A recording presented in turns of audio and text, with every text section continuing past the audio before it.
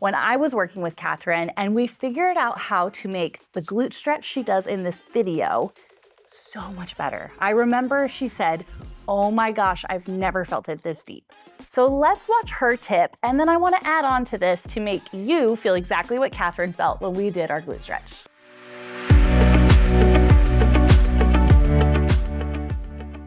Hey dancers, it's Allie Christensen, dance movement specialist and trainer. I was scrolling through some of Kathryn's videos and I found this stretch video that had over 1 million views, so I decided to see why everyone loves it. And of course, we found so many good things inside of Kathryn's videos.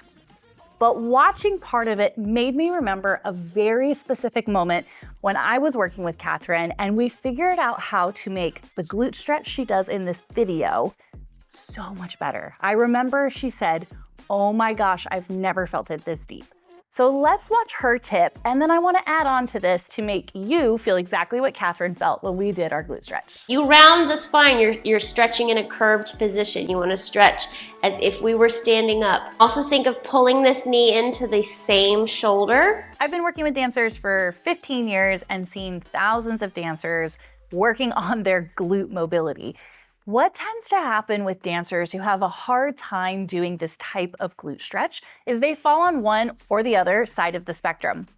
One side is that they feel so flexible that they can bring their legs all the way into their chest and they look at you like, "I don't feel it." And then this other side of the spectrum is that there's some joint mobility issues or things that twing into the back or maybe into the hips that don't allow you to get into that glute stretch very well.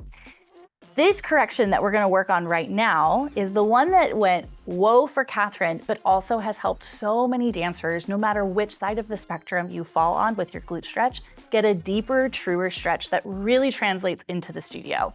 So let's look at it now. Kathryn was absolutely right that how you line up your spine matters. And it is so often that I see dancers try to reach for their legs so much that they end up curling their upper back. Kathryn mentioned trying to keep your spine long, just like we would do if we were standing. Now, if you can't reach very well, or it feels like you're making this type of shape to reach your leg, there's also the other side where you're feeling so flexible that your leg really folds into your chest and you're not getting that glute stretch.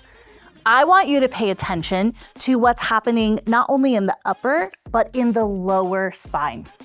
So what I see happen is as you pull your leg into your chest, the pelvis starts to roll up and rock off of your low butt. We are going to think about our low back staying long. So we have the upper back long like Kathryn said, but the low back needs to stay long as well. Now you might think, but I'm not getting that glute stretch, it's not pulling towards me. Here's my other trick for this. The leg that is bent is gonna straighten up towards the ceiling. Now instead of yanking your legs towards your chest, let's use this straight leg to bend and push your leg towards your face. And then you come out of it and you straighten back up, lessening the stretch. Now, the really beautiful part of this comes when you don't let your pelvis tuck. So if I'm somebody who's feeling very flexible in my hips, I actually think about dialing my pelvis back a little bit. Not so much that I get really archy, but I'm not gonna let my low back smush into the floor. I'm gonna work on keeping the natural curve of your spine as I'm in that position. So with the bend and the natural curve of my spine, I'm now feeling a glute stretch in this position, where before I was feeling less of a stretch in this position.